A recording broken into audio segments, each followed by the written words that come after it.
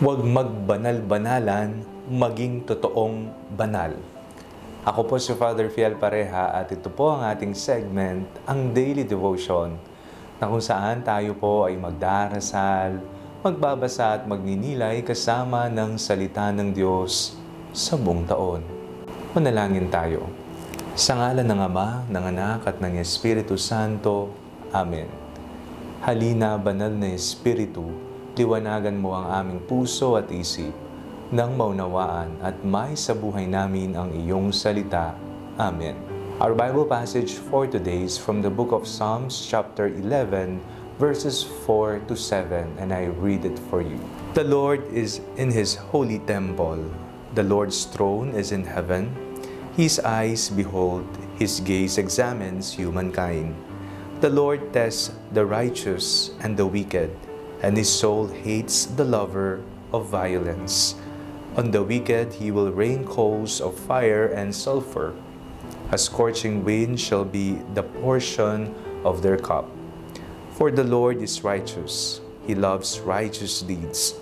The upright shall behold His face. Alam ko po, naiinis po tayo at ayaw na ayaw natin ang mga nagbabanal-banalan. Kilala natin sila. Alam natin ang kanilang ginagawa. Alam natin na sila ay banal sa tuwing sila ay nagdarasal o kaya naman nagsisimba.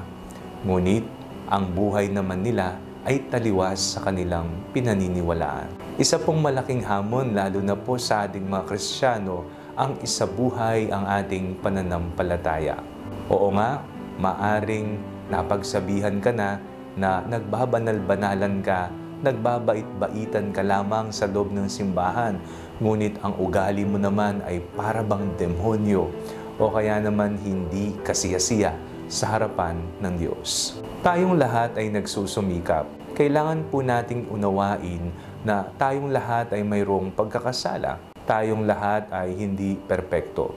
Pero hindi po nagtatapos doon. Ang pag-acknowledge po natin na tayo ay may kakulangan at tayo ay may nagawang mali, ang siya nawang magtulak sa atin upang ayusin ang ating buhay, upang ang ating pagbabanal-banalan ay maging banal na pamumuhay na. Ang ating bukasyon bilang mga tagasunod ni Kristo ay sumapit lahat sa kalangitan sa huling panahon.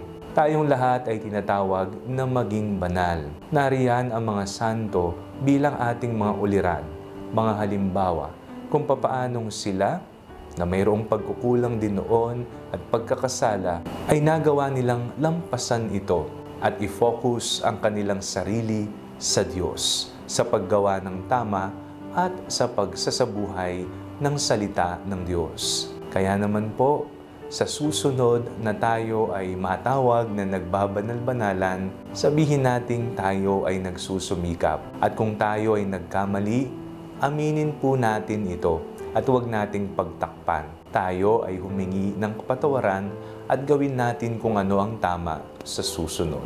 Manalangin tayo.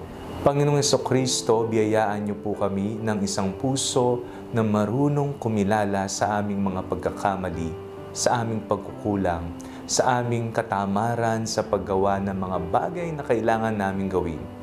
Nawa, Panginoon, sundan namin ang landas patungo sa kabanalan. Amen. Sa ngalan ng Ama, ng Anak at ng Espiritu Santo.